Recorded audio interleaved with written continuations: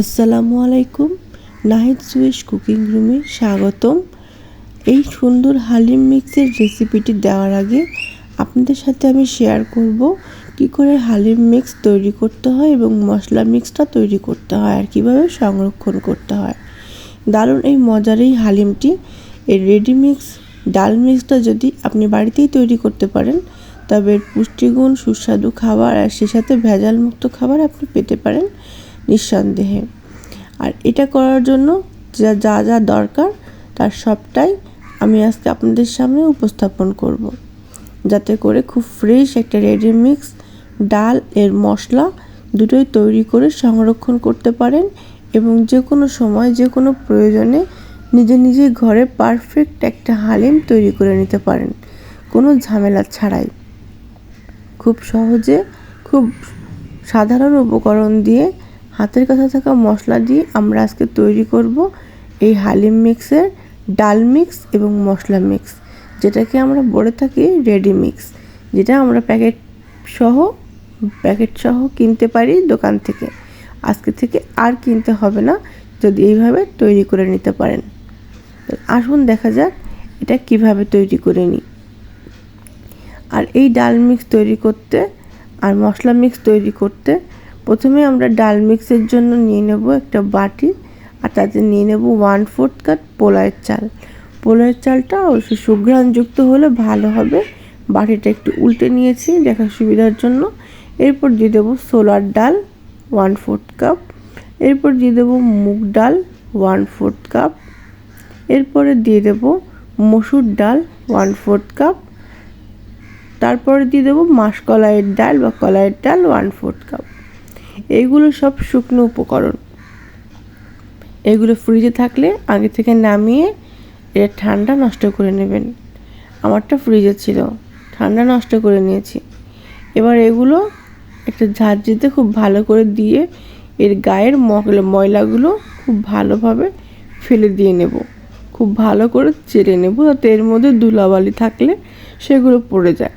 যতই প্যাকেট করে কেনা হোক না কেন এগুলোর মধ্যে কিন্তু কিছু না কিছু থেকে থাকে। বড় সাইজের কোনো ঝিল দানা কোনো ময়লা আছে কিনা সেটা দেখে নেবেন। তারপরে এভাবে একটা কিচেন টাওয়েলের মধ্যে ফেলে এটাকে খুব সুন্দর করে মুছে নিতে হবে যাতে এর গায়ে কোনো ধুলাবালি লেগে না থাকে। আর পাউডার মতন যা থাকে সেটাও যেন মুছে একদম স্বচ্ছ হয়ে যায়। যেহেতু এটা ধুয়ে নেওয়া যাচ্ছে না সেহেতু এইসব ঝেড়ে বেছে খুঁটে পরিষ্কার করে নিতে হবে। এবার আমি এটাকে মেলে 1 ঘন্টার জন্য রোদে দেব। আপনাদের ঘরে রোদ না থাকলে এটাকে গ্রাইন্ড করার জন্য 1-2 মিনিট চুলায় একটু টেলে নিতে পারেন। তবে আমি এখানে ভালো মতন 1 ঘন্টা রোদে রেখে দেব। তারপরে গুঁড়া করে নিয়ে এটা মিক্সার গ্রাইন্ডারে গুঁড়া করে নিয়েছি। গুঁড়া করে নিয়ে এখানে আধ ভাঙা একটু খুদ মতো থাকবে, তাহলে এটা খেতে খুব ভালো লাগবে। এখানে গম টম দেওয়ার কোনো প্রয়োজন নেই, এমনিতেই এটা মজা লাগবে। আর একান্তই গম দিতে চাইলে সেটা আপনার কাছে থাকলে আপনি অবশ্যই দিতে পারেন। এবার চলে যাচ্ছি মশলা মিক্সে। এবার এই মশলাটা এখানে নিয়ে নিয়েছি লবঙ্গ, গোলমরিচ, জিরা, মেথি, ধনিয়া, মিষ্টি মৌরি, স্টার মশলা, জয়ফল, জায়িত্রী, একটু রাঁধুনি, শুকনো ঝাল, তেজপাতা, কালো এলাচ, সবুজ এলাচ আর নিয়েছি সরিষা। এখানে আরও 3টে উপকরণ যোগ হবে, সেটা হচ্ছে দারুচিনি, বিট লবণ এবং হলুদ। তো দারচিনিটা পরবর্তীতে যখন আমি এই মশলাগুলোর ক্ষেত্রেও সেম, এগুলো আপনারা রোদে দিয়ে মচমচে করে নিতে পারেন অথবা তেলে দিতে পারেন। তো টাললে এগুলো যেন কোনো রকমই ভাজা না হয় সেদিকে অবশ্যই লক্ষ্য রাখতে হবে। এটাকে মোটেও মচমচে করতে দেওয়া যাবে না। মচমচে হবে মানে মোটেও ভাজা যে একটা ফ্লেভার, এর ভাজা ফ্লেভার আসতে দেওয়া যাবে না কোনো মতেই না।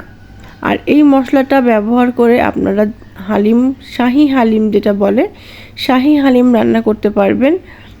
যেগুলো উপকরণগুলো একটু হার্ড ওগুলো আমি আগে আস্তে দিচ্ছি, দিয়ে একটু টেলে নিয়ে তারপরে বাকি উপকরণ দিচ্ছি। না, এই উপকরণগুলো গরম হতে বাকি উপকরণগুলো ভাজা হয়ে যাবে। আর এই মশলাগুলো ভাজা মশলা হয়ে গেলে এর টেস্ট কিন্তু অন্যরকম হয়ে যাবে। তাই এগুলোকে ভাজা হতে দেওয়া যাবে না। এবার সবটা ঢেলে দিয়ে ভেজে নেব। আপনি সেম মশলা দিয়ে কিন্তু হায়দ্রাবাদি যে হালিম করে, মাটন হালিম, সেটা করতে পারবেন।